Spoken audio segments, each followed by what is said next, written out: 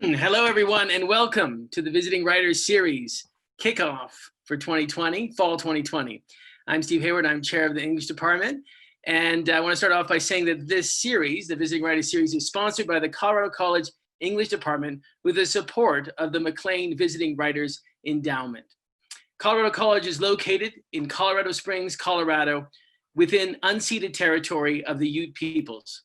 The earliest documented peoples also include the Apache, Arapaho, Comanche, and Cheyenne.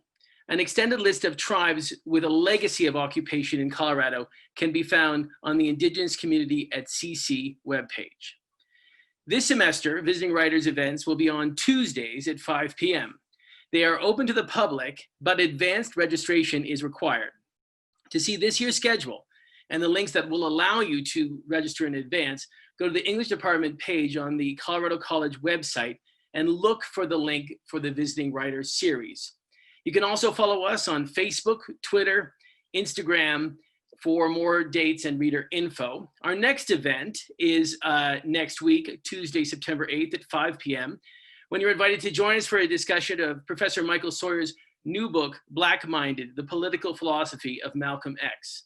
Again, you can find all the info about how to register in advance for that event on the Visiting Writers series at the English department website. Our featured reader tonight is Professor Nate Marshall, and here to introduce him is CC student Rain Fox. Rain is an English major on the poetry creative writing track and is a self-described failed vegetarian. They have worked with Professor Marshall in a variety of settings, including a close collaboration on the forthcoming podcast, Candied Yams, which explores the possibilities of a Black QT literary canon. Rain is also last year's winner of the Evelyn Bridges Poetry Contest. Over to you, Rain, and thanks. Good evening, everyone. Thank you for joining us tonight. My name is Rain Fox, as Steve just said. It is my honor to introduce tonight's speaker, Nate Marshall.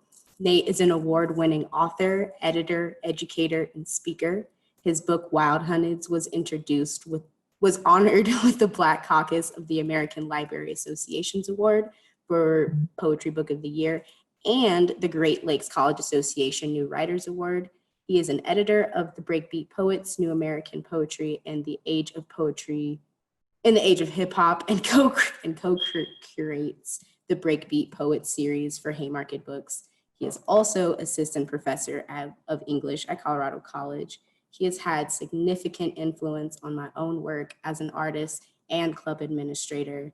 It is an incredible privilege to be in collaboration with him, and I am honored and privileged and so proud to call him my mentor. Please welcome Nate Marshall. Thank you. Oh no. Oh no. It's me, I'm here. Damn. Cool. All right. Welcome everyone. Thank you so much for coming. This is so strange because it's like just me. I feel like I'm just here by myself, but that's okay. Yes, and my partner Allison C. Rollins. All right. I will start with this poem. Again, thank you so much to the English department, to Steve, Natanya, who've been great in just helping think through how we approach visiting writers this year. And of course, to Rain for the introduction. Cool. This poem is called Nate Marshall is a White Supremacist from Colorado, or Nate Marshall is a Poet from the South Side of Chicago, or I Love You, Nate Marshall. I guess what you should know going into this, I'm not the only person with the name Nate Marshall, shockingly. There's another gentleman by that name who is a white supremacist from Colorado. When I first made my name Nate, I was a boy at summer camp looking for cool in the muggy shadows. And so when the white boy snipped Nathaniel to just a touch of the tongue to the mouth roof, it seemed to me a religious moment, a new confirmation as okay. This was 2000, and you must have been Nate Marshall for decades by then. I find you years later, buried in a Google search, and follow you silently for the next year like a high school crush. I tell my students about you, the day when we wonder, what if privilege hadn't put us in a college classroom? I tell my ex about you in bed, and it's convenient that there's this other Nate Marshall to be the liar lying there this time. I see your failed campaign and watch how your ties to white supremacists spelled your demise. My Black History Month paper on the Black Panthers in 3rd grade wouldn't color me radical enough, and I am ashamed I've never been pushed out of a spotlight for loving my people too much. Your day job is roofing, and I just watch HGTV in hotels. You are the truer amongst us, Nate. You, peddler of propaganda and seller of shingles. Can you show me how to love what you love? Every time I've said, what's good, nigga? It's possible we've matched our mouths, symmetrical around the 2 G's in the middle. I won't lie to you, Nate Marshall, or to myself, Nate Marshall. I too have hated a nigga and lived to tweet the tale. I too have sat suspicious in my basement, wondering who was coming for my country. I too have Googled myself and found a myself I despise. Once you left Twitter, after I told my people to tell you that they loved you and your book and your commitment to Black people. And I feel you, Nate Marshall. I've left places and loves when they told me they loved a Nate Marshall I didn't recognize. Cool. Wonderful. Cool. Oh, what's up, Catherine? Cool. So yeah, that's one of the early poems in the book. And there's a series of these sort of like other Nate Marshall poems. Maybe I'll read another one of those. I'm trying to think what you need to know about this. So I guess one thing I should say about this poem, it's sort of, in a way I find it interesting because this next poem does a bit of like speculative work about family, which has always been like something of interest to me, like both my own family, but also the ways in which we think about family as a society, and particularly the way in which like Black people either make or remake or unmake family in this society, right? Particularly folks who have descended from slavery and who have these sort of like, very particular fissures in their ability to access a kind of lineage, right? A kind of longer lineage. So this poem does a little bit of speculative work. And I've been thinking sort of about this poem because like the other week I found out that one of the folks that blurbed the book, that was kind enough to read the book and prior and blurb it, is actually like a distant cousin of mine. This was like entirely incidental. It's this writer Mitchell Jackson. Like, we are not from the same place. We like met each other just through conferences and through all this stuff. And it turns out he's like my like 3rd cousin or something. And so, yeah, so this feels kind of apropos of that. This is called Another Nate Marshall Origin Story. So for the purposes of this story, let's say turn of the 20th century, my great grandfather Marshall disappeared so thoroughly nobody know what he looks like. So let's say he's super high yellow, so much so maybe he's swarthy if he stays out of sun. And so in this story, he drops my grandpops and then pulls out of Mississippi to step west and stretch his legs as a white man. So let's say he has a whole white family with a little boy.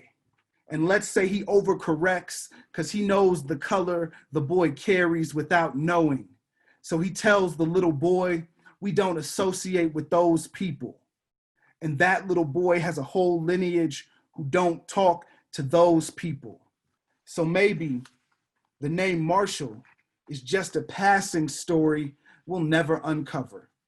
Maybe he's secret Black like a Hollywood actor, but maybe he knows and wants his name back and his body too.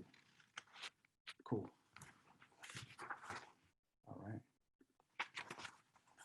Man. Cool. Also, I guess, you know, there will be a Q&A, but I get in preparation for that. If questions come up about specific poems or just in the course of the reading that you want to ask, you feel free to just drop them in the Q&A box. I sort of grieve that there's not like a chat where people can be, you know, talking foolishness and whatnot, but I suppose that is necessary so that, you know, as it goes. Cool. All right. I'll do this next. So, yeah. This poem is called Bald Fade. Oh, Erica, yeah, turn on the chat. Why not? Yeah, let's turn on the chat. Let the people talk. Look, I trust them. Y'all trust me. I trust you. We're in the circle of trust. Yeah, we'll do that. Cool. Yeah, welcome. Now you can chat. Dang, it's crazy out here. Cool. So this next poem, this poem is called Bald Fade. There's not really anything you need to know. I guess a content warning that this poem like makes a reference to sexual assault and like child sexual abuse. So yeah. Bald Fade. Richard could slice a nigga from fro to Caesar in 17 flat. He dream genius of diminishing black curl. He used to pick me up Saturday mornings, stop and cop me McDonald's hotcakes. He sat me in the back of the shop while opening, let me eat and then readied me for the slice, the bald fade, the 90s cut up front neat, the back graphics, the rounded fro, the cornrow lining, the Michael Jordan Daddy Deluxe. My head, a democratic laboratory for nap possibility. My head lived in Richard's hands. Richard was our family friend. Haircut on credit, close. Hand me candy store money, close. Leave me the Curtis comic strips, close. First school dance, get me right, close. Down the street, close. Try to fuck my sister, close. Never went to prison, close. Check his sex offender registry listing, close. Map the route to his house, close. Consider repaying his cut, close. Saw him at the gas station last summer, walked right past my pump, close. He who made my wave pattern didn't recognize me at the pump after hair loss and decade plus of thickening into man. He would only know me from the way my dome pinches slightly up front, a mark he made when he gave his first fade. Cool. All right, I'll read this one. So this is, there's a sort of visual element to this poem that I can't really describe. Just know that the poem visually for me, like I was trying to sort of emulate what, if you've ever seen the game Double Dutch, right? Folks like jumping rope, right, with 2 ropes. So this is called Only Boy. When I was 6, my grandmother gave me a $1 for pushing a girl to the concrete during Double Dutch. The girl, nameless now in my head, was a head taller and 3 years older and believed my face looked best streaked red by the clothes wire. When KK babysat us as toddlers, she would sling my tough hair into small puffs with her barrette balls. Mama asked her why. In 7th grade, I dry humped high school girls to juke mixes and basements as unfinished as I. My reasons for being at those parties was to chaperone a sister 10 months my senior. I never knew the business end of a curfew. Took the city by train anywhere I could imagine. Mama told me be home by the time I was alive, still young and praying over a rare family dinner. My voice cracks through the uncertain absolution. We all hold hands, mine no bigger than theirs. All my sisters huddle into the car to go together. Girls' night. I watch them leave. I hold a book in front of my face. As a baby, I didn't start talking until late. My sister suggested I go to a special doctor to inspect my head to see where the language had gone. I did not talk much. I say little now that I mean with my whole self in public. I'm whipped with jump rope or I am pushing. Cool. Yeah, Catherine, I was turning the book. So it's sort of hard to like show here, but if you look at it, some of the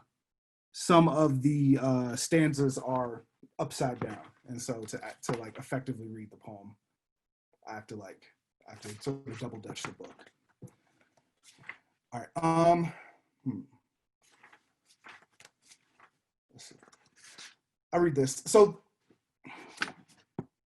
this poem is, what do you need to know about this poem? There's a poem that I really love by the poet Francine J. Harris. This poem is after. And in that poem, she sort of like, the speaker is kind of talking about this woman who's like a part of the speaker's community, who she just doesn't really like very much, right? And there's a kind of turn or sort of revelation. And so I had to think about, for this poem, I tried to, I guess, do something similar, not necessarily with a person that I personally had animus towards, but with someone who had a kind of like contested space in my community.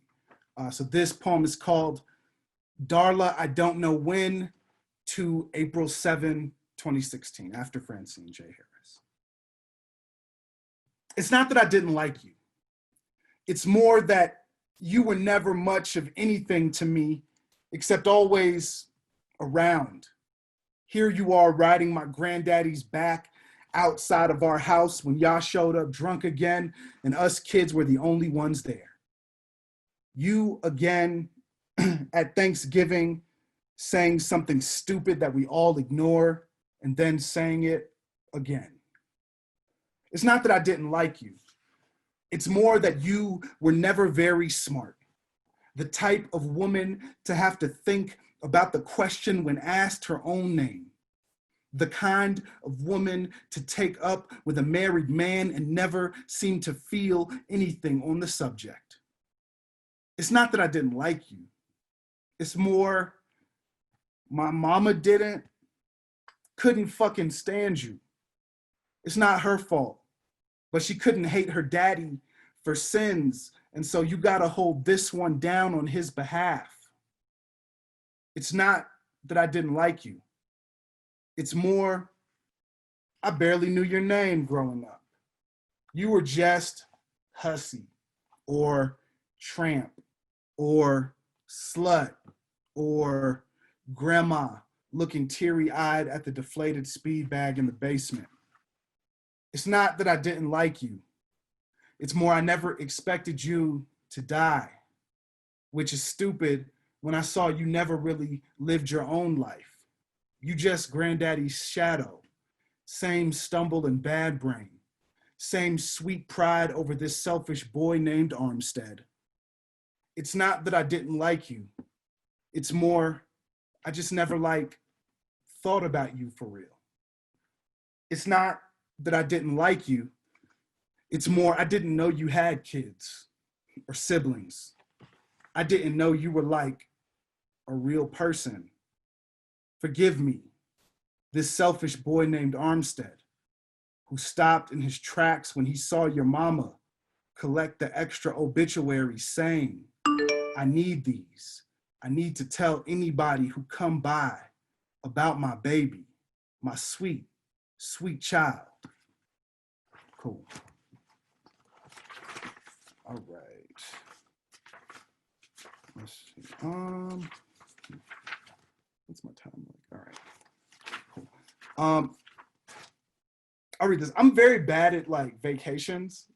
Yeah, I'm like, I don't know if other people are like this, but I'm like tremendously shitty at taking vacations. Because after like a day, I'm like, okay, what should I be doing? Or I like bring a bunch of books and it just like, I like make them into work because I just don't, yeah, whatever. So this is called Ode to Vacation.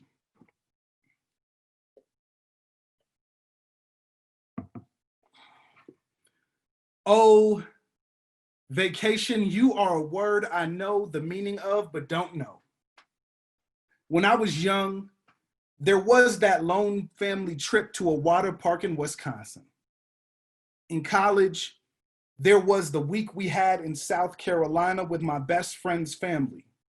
We went on plantation tours to see the beautiful gardens, and all I could see was blood and flowers. I still wonder who keeps ground on those plots now, though I bet I can guess.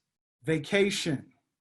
We met again in Guatemala, and I asked not to, but we are here with an ex-love because the flights were paid and the trip planned. On the plane home, she got an upgrade to first class and had me sit next to her since the flight was empty, though I was still coach. 45 minutes into the flight, they checked my ticket and I got moved back where I belonged. Vacation. I don't get you, or rather, I don't give you the time, and I don't take the time off. It's my lineage, dear vacation. I'm from 2 jobs at minimum and retiring, only to turn the house to a home business. The story goes that more than one of my relations used to visit dope houses in their work uniforms, and maybe the high is also an occupation. Vacation. I have tax forms and under the table work falling out of my head like hair. I haven't seen a week of mine end since I was at least 18. Vacation. You a lie, and I don't lie. Down for much of anything these days. Cool. All right. Oh man. Whew. What should I read next? Do. Cool.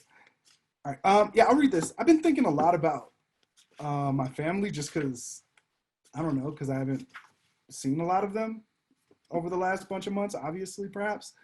Cool. And so, I'll read this. I think, I don't know. I was talking to my sister the other day because she like sat and read the book in one sitting. Like they're all my family got copies of the book and they're starting to sort of engage with them. And so they'll call me and like give me notes on poems or be like, yeah, I like this one, or, you could have, whatever. Like, I don't know. They're just like trying to workshop the poems. I'm like, it's done. It's a wrap. Like, no more, no mas. But yeah, this one, my nephew got to spend the summer with us. And so I'll read this one. This is a poem for Justin. Because you asked for one when I told you to stop jumping on me that night as I was writing. Because your favorite Jay-Z song is December 4th for his mother's voice and Jay's story about his life. Because I told you the first song you heard in your young life was I Used to Love Her in the hospital room with my big headphones over your soft head. Because you asked me your first word and I said I didn't know, and I could have told you a good lie and made that a small poem we share. Because when you spend the night, you take my clothes and drape them over yourself like a prayer shawl. Because you clown me to my friends and impersonate me in a way that says, I see you, uncle. Because you ask me if I love all books since I have so many, and I say only the ones that tell us who we are. Because I ask you what I should write about, and you say, write about us. Cool. Yeah, no, I love the conversation happening in the chat. You're right, a poem is never done, but at a certain point, I gotta leave it alone, just for my own sanity. But the funny thing about it is like folks now being like, oh yeah, I have this idea, is like I sent them the book like 6 months before it was due. Like when I had a draft, I like sent it to them. And so I'm like, fam, like I appreciate this note. You're late though. Like, God bless. You know, such is life. I'll read this one since Natanya sort of requested it. This is called Landless Acknowledgement. And this, you know, there's a couple of poems in the book. There's probably about 4 poems in the book that were written in the last like year or so, since I've moved to Colorado and started CC. And this is absolutely one of those poems. This is, you know, I think very much a Colorado poem, right?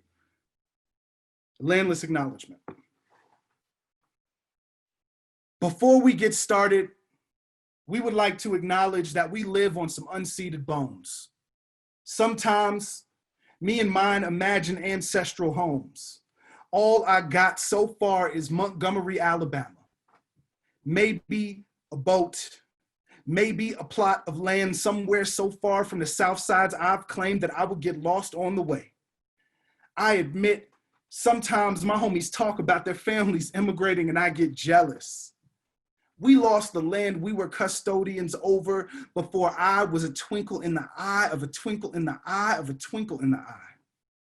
Closest I got to a homeland is my mama's Caucasian pitch on the phone calling the police.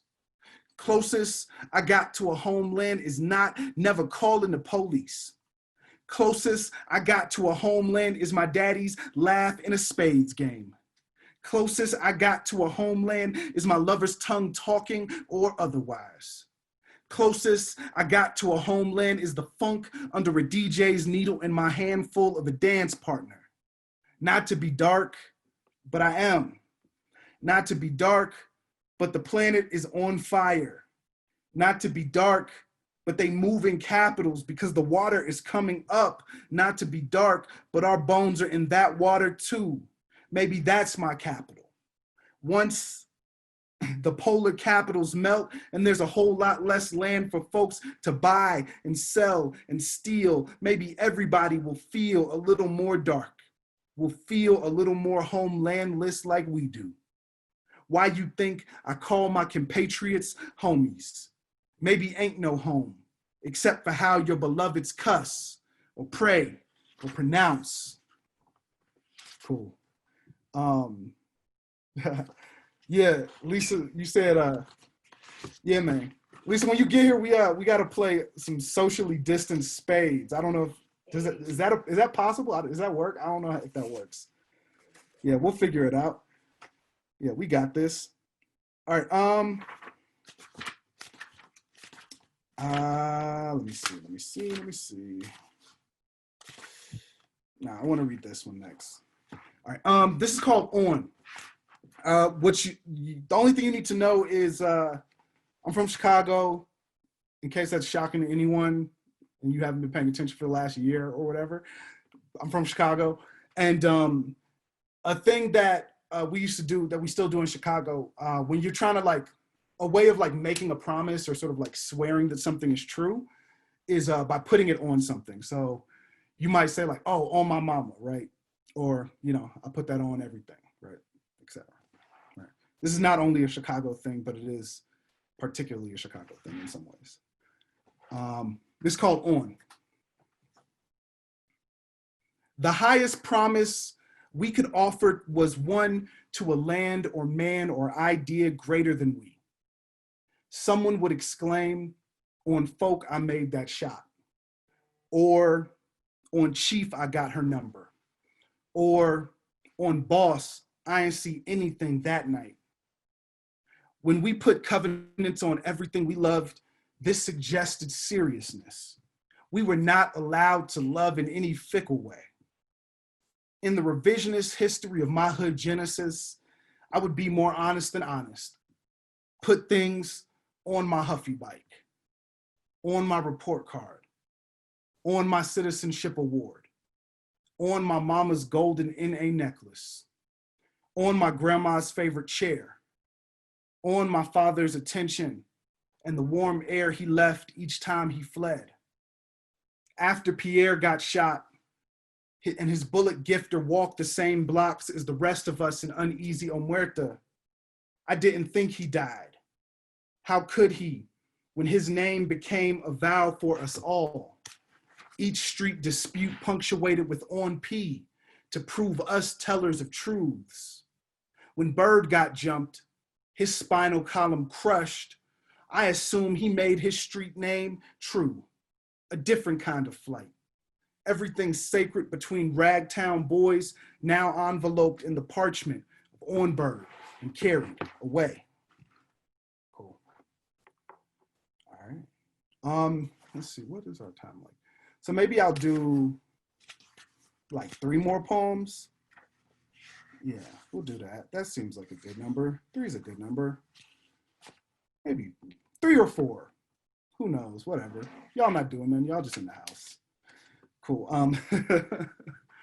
I'll read this one. This is called Imagine. The only thing you really need to know about, well, I guess the thing that would be helpful for you to know about this poem is my partner, Allison, her middle name is Canada. So yeah, so you should just know that her middle name is Canada. It'll make sense in a second. You better imagine like your life depends, because it does. That boredom out of which making is made is the only thing. Consider that somebody first had to pick through all the prehistoric plants and sniff and taste and sometimes diarrhea or even die, just so you would know that a collard green with the right seasoning is a season that lasts centuries. Consider that somebody gazed at a star and said, I bet, and built a fire.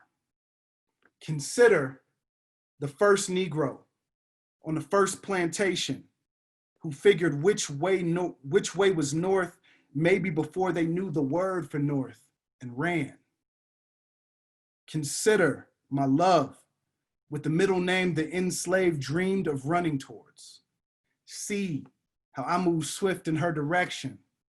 Consider how love is a great idea we keep having every day. We imagine being together, and that is the first step. Cool. All right. Jesse, you're funny. Cool. All right. Yeah, I'll do this one. This is called Which Art, What Fact? I'm trying to think. Yeah. What do you need? So I wrote this poem. I had to do this. I did a few years ago. This is maybe like 2016. I did this reading at the Art Institute of Chicago. And they for this sort of series, they asked poets and writers to kind of be in conversation with a specific part of the museum's holdings, right?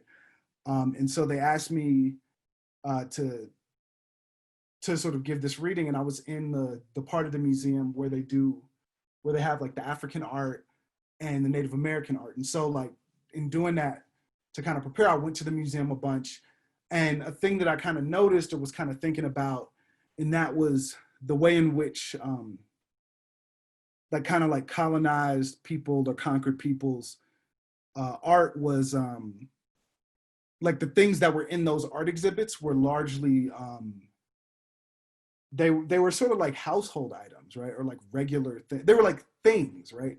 It was like, oh, here's like someone's dress. Here's like the thing that people wore to like weddings. Here's, you know, like bowls and like utensils and things like that, which was very different than like much of the rest of the museum and where the European art was, right? Where it's like these frescoes and things that were made as fine art pieces, right? And so I was kind of just thinking about that when I wrote this poem. Yeah, crafts, right? What Natanya said. All right. Which art, what fact? Every day, I act permanent.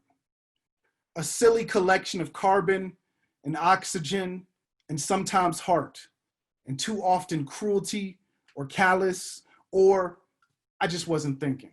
My bad. Each week I move around as if nobody will steal me again, or my things again. And I'll ponder if which museum we end up in is a matter of power, who hangs and who does the cutting. After all, what is science but a set of contemporary creation stories? What histories are natural and what artifacts art? How do we decide the borders of a country or an era or a solar system? When did we decide our planet meant only this collection of green? What I mean is this: take this bowl the people used to mix and eat. What of the clothes the people wore to say, let us be one on this day of marriage? What of this staff the people made to love their gods? What of their gods who are maybe our gods with the names that lost, the prayers that got colonized away? In this section of the Museum for the Darker People, I make sense. In the Museum of Chicago, I have always been in the section for the darker people. And I presume once this president or the next wipes us up, perhaps our everyday particulars will be art. The Afro pick I push in the naps of my beard might one day have a name in a plastic box for preservation. Maybe the cheap dress shoes I spun in for my first high school homecoming will be a prime example of primitive garb for worship. Maybe my mother's coffee cup with lipstick kissed on its chipped face will be one of these art things in its next life. Oh, whatever God or whatever ancestor that wins in the next life, I pray, let me be an artifact of use. Let all my poems be bowls or thrones or hairpieces or marriages.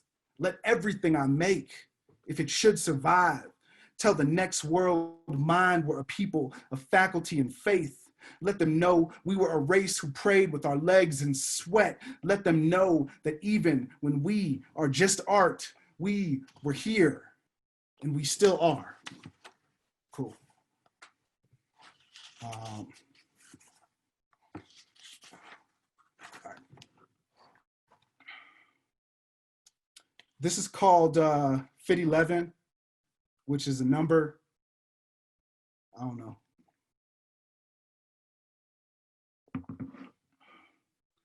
How much is owed to those who wore the chains, who tilled the land, who nursed the babes, who mixed the grits, who fried the food, who chopped the wood, who picked the bowls, who ran the road, who fought the war, who shared the crop, who made the name, who wore the noose, who blacked the codes, who sparked the schools, who juked the blues, who showed the soul, who left the South, who stayed the course, who caught the hell, who marched the march, who broke the strike, who struck the blow, who took the vote, who held the hood, who housed the club, who queered the notes, who spun the jam, who funked the flow, who built the thing, who built the thing, who built the thing.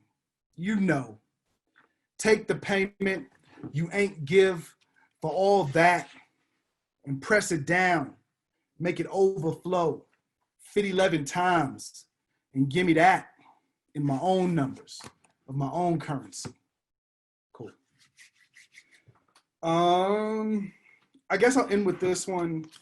Thank you all so much. You all are very nice audience, hypothetically speaking. You all could be doing like your laundry right now. Maybe you are. That's cool too. Someone has to do the laundry.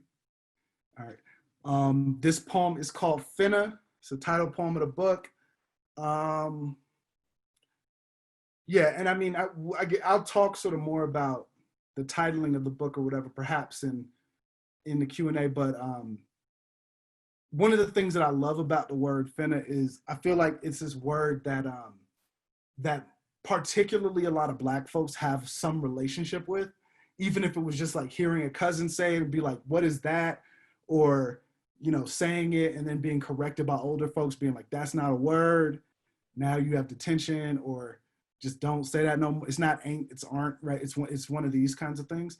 And so yeah, so it's kind of a cool, there's a phrase I have a lot of love for because of it's a phrase that I think so many people have this sort of relationship with. Yeah. Finna. For Juanita and the Perspectives Leadership Academy class of 2016. So this one time I was finna say finna in an academic context, and a voice in my head said, shouldn't you be worried about using a word that ain't a word? And I was like, word. And for a long time, that was how I let my life happen. I let my mind tell me a million no's that the world had implanted in me before I even formed questions. I let my power be dulled by my fear of fitting. But I remember a million finnas I avoided to get here. Like the day them dudes jumped me off the bus and I was finna get stomped out like a loose square. Or the day they got to shooting at the park and I was finna catch one like an alley-oop. Or the day my grandma died and my grades dropped and I was finna not finish high school, except I had a praying mama and good teachers and poems to write. I'm thankful for all these finnas that never were. And when I remind myself of who I've always been, I remember why my finna is so necessary. Finna comes from the Southern phrase fixing to, like I come from my Southern grandmothers. And finna is this word that reminds me about everything next. Even when I've been a broken boy, I know I'm fixing to get fixed. I'm finna be better. Every dream I have is a finna away from achievement. Each new love I uncover is a finna I unfold. Every challenge I choose to meet and not let defeat me is a finna I fight for. My hope is like my language, is like my people. It's Black and it's brown and it's alive and it's laughing and it's growing and it's alive and it's learning and it's alive and it's fighting and it's alive and it's finna take on this wide world with a whole slang for possibility. Cool. Thank y'all so much. All right. All right. Thank you, Allison. Cool. Are there questions, I guess? Yeah, any questions, comments, concerns, complaints? Just yeah, send Steve the complaints. Don't send them to me. I don't want them. But yeah. We have a question, Nate, in the Q&A from Lisa Lee. Mm-hmm. Hey, you haven't yet described to us all the meaning of finna, although it's such a lovely vernacular defined on the book cover. But say more. Can you do that? Say a little bit more about finna? Yeah, absolutely. So yeah, I mean, first off, hi, Lisa Lee. How are you? Yeah, Lisa's great people, Chicago legend. But I think, yeah, I mean, in a lot of ways, right, I kind of had the title before I had much of the book, right? Before I really had any poems. I was like, yeah, I'm gonna write a book and it's gonna be called Finna. Just because I thought it was kind of a dope title, but I think beyond that, how can I say? Beyond that, it was, I think much of how I initially imagined the book was coming out of my first sort of set of projects, right? So back in 2015, in the before time of the before time, kind of, right? It feels like entirely different eon. But back then, when I first released both the BreakBeat Poets anthology and also my first book, Wild Hundreds, it was, I was touring around with those collections, and one of the things that struck me, particularly when people talked about Wild Hundreds, they talked about, and specifically white folks and non-Black folks, were really comfortable. And in some way, they would often talk about the book as a sort of like tragic book, right? They would talk about it as like a sad story. And that just struck me because I didn't think I had written a sad book, right? Like I thought of Wild Hundreds as this really loving book, right? And in a lot of ways, it's a book that was a sort of celebration, right? So I think rather than sort of wanting to re-engage with that conversation and be like, no, in fact, that's not the sort of book I wrote or whatever. What I kind of realized, or what I came to, was like the people that were responding to the book in that way, that was the book they read. And I mean, that's fine. I think everyone has like a sort of right to their own reading. And that doesn't mean they didn't like the work, but it did make me think about like, how do I actually talk to the people who I mean to talk to? And using a title like Finna was kind of helpful for me, because it was this sort of shibboleth, right? Like, I think a lot of Black folks and like particular other folks, right, get excited when they see a book titled that way, or they, like peak something, right? And then some folks are like, what is that word? Is that even a word? Fina, like they sort of they just don't really know what it is, which is okay, right? The book is sort of there for them too, as is the nature of a thing one mass produces. But but I think all of my titles have acted as a kind of like shibboleth. Shibboleth meaning like a way that you can, a small thing that that kind of shows who's a sort of insider to a certain set of knowledge and who is not, right? So while Hunnit's, right, like if you're a native of Chicago, particularly if you're a Black person who came from Chicago, you see that title and immediately means something to you, and you're like, oh snap, what is this book? And if you see Finna, right, like a similar thing probably happens, right, for a slightly different set of people. And so I'm just interested in titles that do that kind of work. And I guess I should also say I like the word Finna because it's all about what comes next. So it's about like what I'm about to do, right? It's like, no, Ma, I didn't wash the dishes or do any of the chores you told me to do this summer day, but I'm finna do it. So like, don't put me on punishment, right? But I like the futurity of it.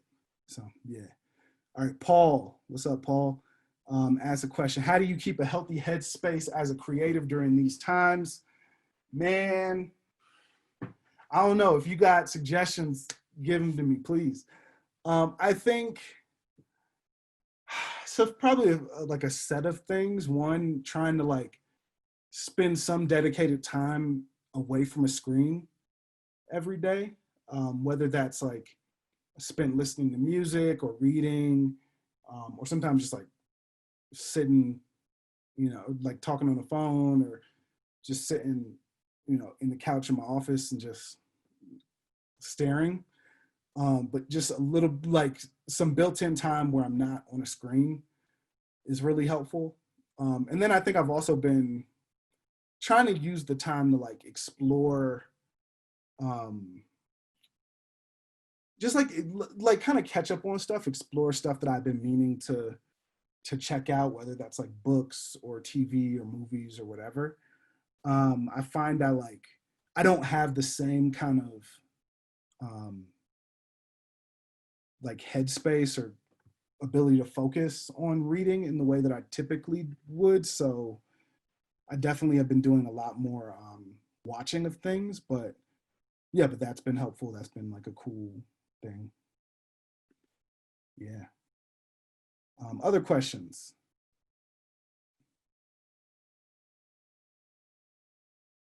Thoughts, comments, concerns?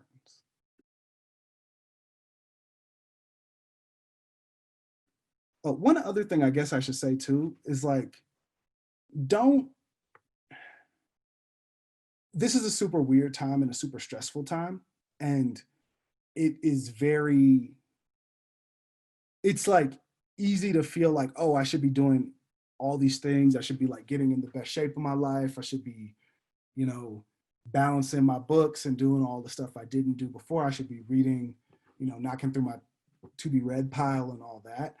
And yeah, while it's true that you might kind of have more time in the day because you're not doing things like commuting or leaving your house very often or whatever, it's also a really stressful time, and that makes it hard to focus and hard to be productive in certain ways. And so I think just remembering to like be kind to yourself is really, really important in this moment.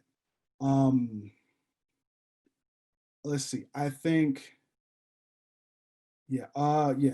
Ben, you got it. Bookshop.org is the way, if you don't have like a sort of preferred local bookstore. But I would also say if you yeah, like now is the time to be supporting local bookstores as much as possible. So places I've been trying to support and like do stuff like as I need books or as I want books, trying to buy from, certainly Poor Richard's here in the Springs, and then back in Chicago, Volumes Book Cafe, and Seminary Co-op, and Pals, which is Chicago and Portland outfit. Semicolon Books, which is a Black woman-owned bookstore in Chicago. Let me not. Yeah, and I mean just like local bookstores, like as much as possible.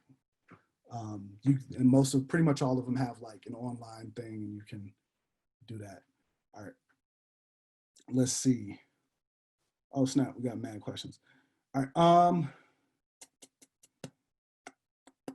all right. Catherine, how has it been launching in this era? I mean, yeah, it's weird, right? I mean, I think it is.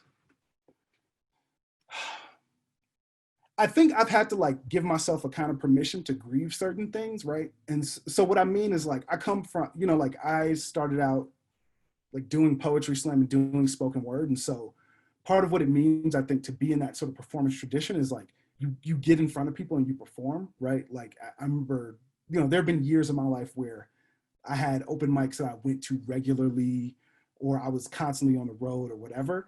And so having that sort of like road warrior thing built into you, I think it can be really, it's just like hard to feel like you're doing the work to like support the book without like being out on the road, even though I've been doing a ton of readings and interviews and all that kind of stuff. It's just hard because like you're not leaving your house, right?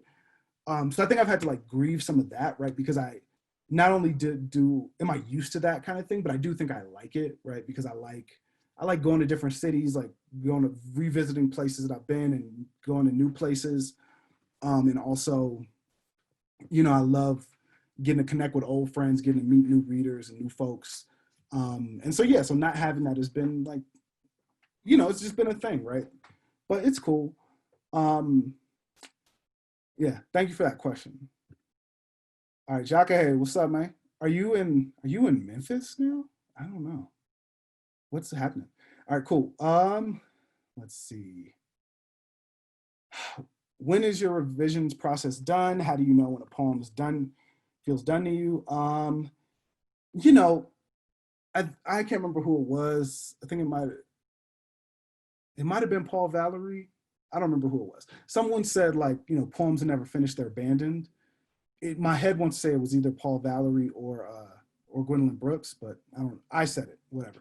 I think that that's true. I don't think a poem is ever really done. And so like one thing that a lot of people might notice is if you search my poems online and find them published in like literary journals, they're almost always at least slightly different than the version that ends up in the book, because I like really am editing the whole time.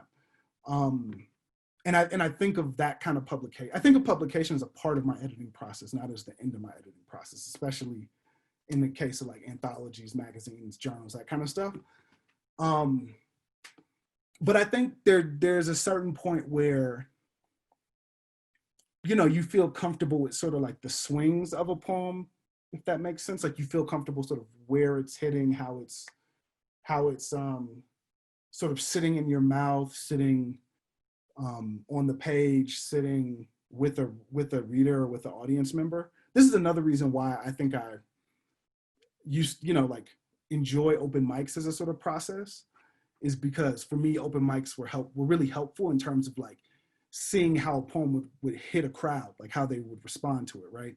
If they'd laugh at the parts I thought were funny, if they'd, weep at the parts I thought were sad or whatever, right? That kind of feedback is vital to me.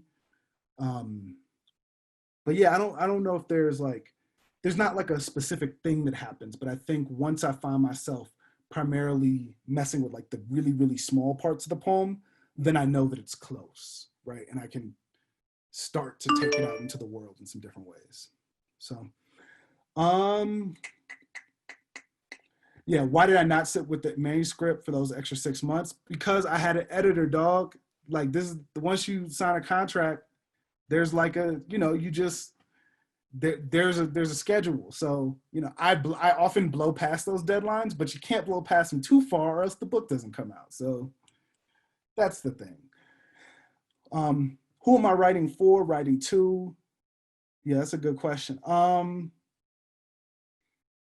lot of people, I guess. One of the things about, I think, a second book for me, rather like that was different than the first book, is the first book, I think the idea of audience is entirely hypothetical. You're just like, wow, it's a miracle that I made a book that's going to be a thing in the world, right? That's cool. But I think with the second book, understanding like, oh, the audience is really there, and I know that there are people who I know and who I don't know who are gonna like want to read this book when it is out in the world. That's a different thing, and that is part of the thing I was sort of thinking about as I approach the collection. But I guess the best way I could say about the audience is my oldest sister, Jonquine, she called me the other day because I gave all my sisters and my mom and pops like books or whatever. And she was like, yeah, I read this thing in one sitting and I don't remember the last time I read a book. And she like had poems she wanted to talk to me about. And she was like, this poem made me cry. I had to like read this poem again, whatever. That's who I'm writing for. Yeah. All right. Let's see. If we love your work, what writers should we read next who might not be getting profile? Yeah. That's a good question. I mean, I love Erica Foreman's work. She has a new book out. I think it's called Salt Body Shimmer. Yes. I love John Murillo. His book Contemporary American Poetry is like one of my favorite joints I've read this year. Trying to think. Dr. Sima Yasmin, who is a writer who she is probably more better known as like a sort of health expert. She runs like the health communications center at Stanford and is often on CNN talking about pandemics because this is like, it's sort of what she studies. But she has a book coming out, I think next year, that I helped edit, that is about kind of about like Ebola, but thinking largely about pandemics and how race interacts with health and racism. And I think that those poems are really interesting and really important. So yeah, those are a few. There's a bunch. Yeah. Let's see. Anyone else? I know we're like close. All right. Ooh, if you were gonna teach Finna and your influences while you wrote it, and we were in the class, what would we be reading? Damn, that's a good question. You know, I think, okay, so Ray, you'll appreciate this. I was actually thinking about the poem. In the poem On, there's like this, like, I really think about that poem. Whenever I read that poem, I think about Beowulf because there's all these like constructions that to me feel very much of a piece of like a text like that. So like when I say things like tellers of truths or bullet gifter, like this kind of thing, like I'm directly thinking about like the way that those sort of appellations, those like nicknames are like applied to our heroes in Beowulf, right? So maybe something like that, but you'd probably be reading something like Nikki Giovanni, like Black Talk, Black Feeling, maybe like Shane McCrae in The Language of My Captors, maybe like on a memoir tip, something like Heavy by Kiese Lema, or The Beautiful Struggle by Ta-Nehisi Coates, or maybe something like, what is it, We Gonna Be All Right by Jeff Chang. Yeah, a bunch of things probably, but yeah, we'll go with those. That'll work. Cool. Thank you all. Thank you. Thank you, Nate. Once again, the book Finna right here, available everywhere that you can get books. Obtain a copy immediately. Thanks to Rain for a fantastic introduction. And thanks, Rain, for an amazing poster. Really amazing work. And thank you all for being with us tonight for this Visiting Writers, distance apart but together. Remind you, next Tuesday, same time, same different Zoom link for which you should pre-register and find on the CC English page.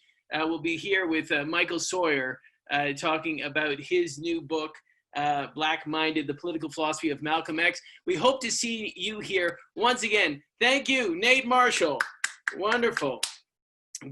Get Finna when you can, where you can. Here it is. Thanks, everyone. Stay well. Stay in touch.